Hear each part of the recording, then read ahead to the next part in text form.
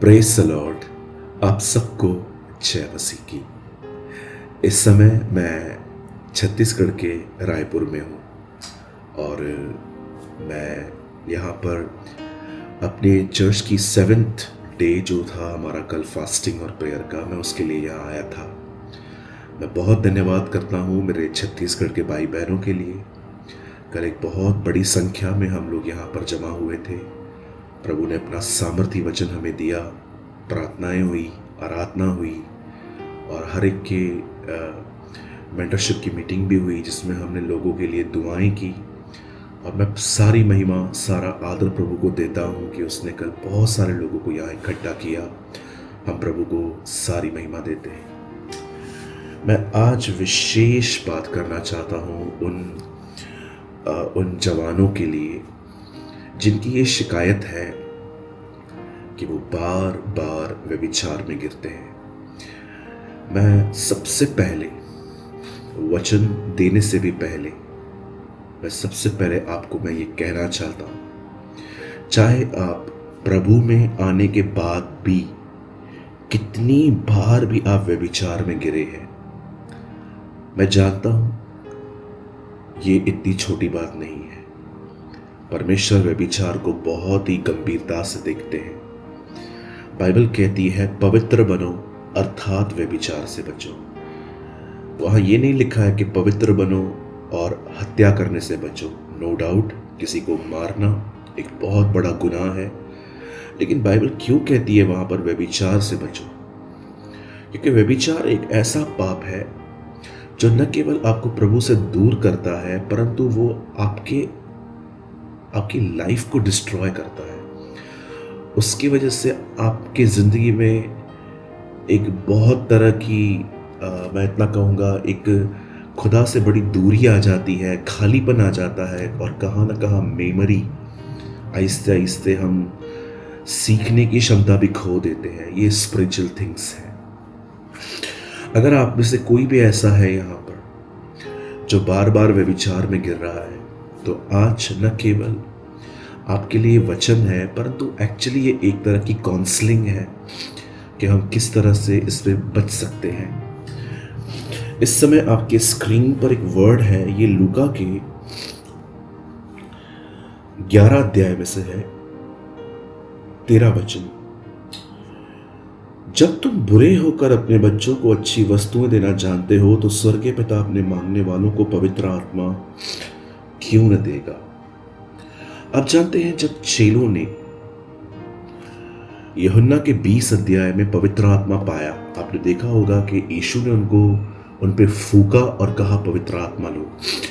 आपने देखा उनके पवित्र आत्मा के पाने के बाद भी वे डरे हुए थे, वो लोगों के सामने नहीं जा रहे थे।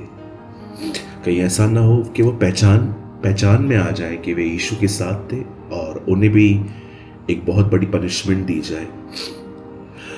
आप जानते हैं पवित्र आत्मा से पाने के बाद भी वो लोग डर रहे थे, लेकिन जब प्रेरितों के काम 2 अध्याय में उन सभी ने पवित्र आत्मा की भरपूरी पाई, उसके बाद उनमें से कोई भी अपने घरों में नहीं बैठा। वे सब प्रचार करते रहे। प्रचार करने के बाद उनको धमकियां मिली।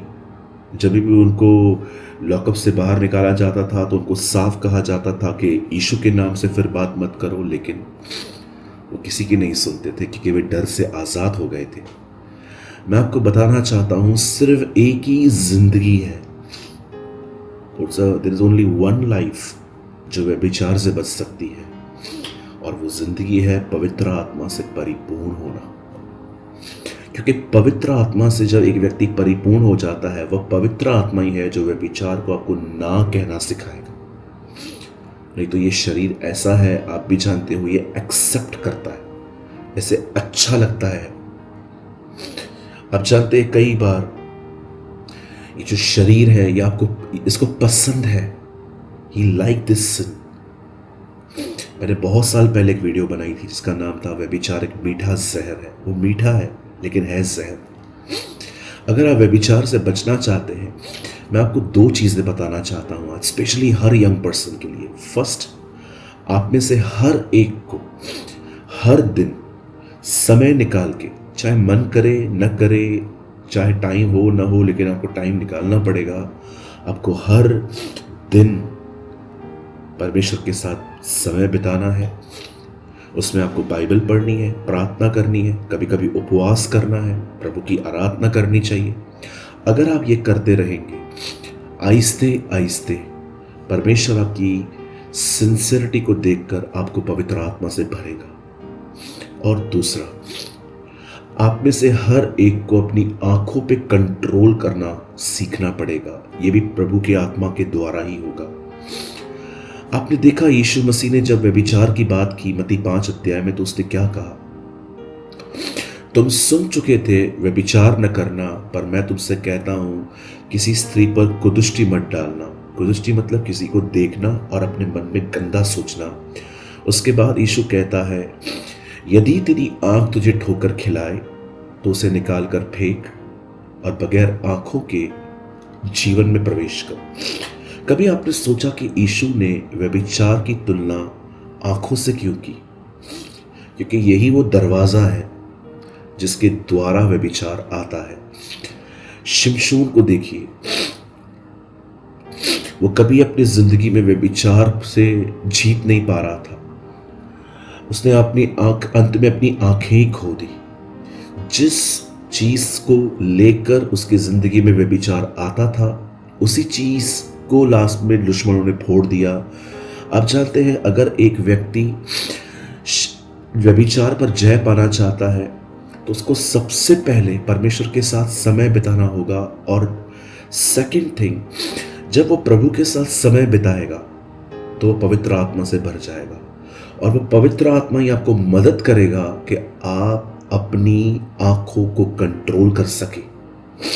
क्योंकि अगर ये कंट्रोल में नहीं आया तो क्या होगा? जो आप देखेंगे ना, चाहे वो मोबाइल में कुछ गलत हो या अपनी आंखों से आप किसी के चेहरे को बार बार देखोगे, तो क्या होगा? जब आप उसको देखेंगे ना, तो आपके अंदर फीलिंग्स आएंगी। वो फीलिंग्स ही व्यभिचार करवाएंगी। इसलिए बाइबल कहती है यूसुफ भाग गया। जब पोतीफर की पत्नी ने उसको पकड़ा कि चल हम पाप करेंगे, बाइबल कहती है वो वहां से भाग गया। क्यों भागा? क्योंकि वो जानता था अगर वो यहां खड़ा रहा वो गिरेगा। पौलुस कहता है जवानी की अभिलाषाओं से भाग, वो तीमुथियुस से कहता है।